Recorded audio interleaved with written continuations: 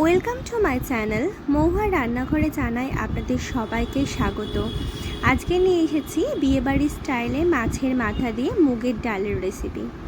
তার জন্য তেল নিয়ে আগে থেকে নুন হলুদ দিয়ে মাখিয়ে রাখা মাছের মাথাটাকে ভালো করে ভেজে নিয়ে একটু ভেঙে নেবেন। ভেঙে নিয়ে তুলে রাখুন। এবার ওই তেলেতেই দিন গোটা গরম মশলা ফোড়ন, একটা শুকনো লঙ্কা, তেজপাতা দিতে পারেন, জিরে আর দেবেন হিং দিয়ে পেঁয়াজ কুচোনোগুলোকে লাল লাল করে ভালো করে ভেজে নিন। দেখুন আমি গোল্ডেন ফ্রাই মতো করে নিয়েছি।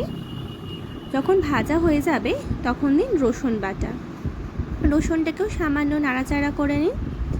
তারপরে দিন আদা বাটা, আদাটাকেও দিয়ে বেশ খানিকক্ষণ নাড়াচাড়া করে এবারে দিন কাটা টমেটো। তারপরে আমাদের রেগুলারের যে ড্রাই স্পাইসেসগুলো থাকে, একদম সামান্য পরিমাণে লঙ্কা গুঁড়ো কালার হওয়ার জন্য, হলুদ গুঁড়ো, লবণ স্বাদ মতো, আর দেবেন জিরে গুঁড়ো। আর এবার ভালো করে দেখুন কষানো হয়ে গেছে, তেল ছেড়ে গেছে। তখন আমি দিয়ে দিলাম মাছের মাথাটা। মাছের মাথাটা দিয়ে একটুখানি নেড়ে চেড়ে আগে থেকে সেদ্ধ করা মুগের ডালটাও আমি দিয়ে দিলাম।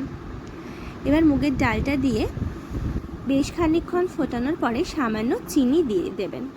দেখুন আমি লিডটা বন্ধ করে রেখেছিলাম।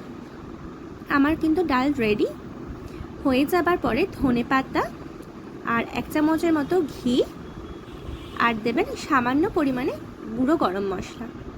তাহলেই হয়ে যাবে বিয়েবাড়ির স্টাইলে একদম মাছের মাথা দিয়ে মুগের ডাল। নমস্কার।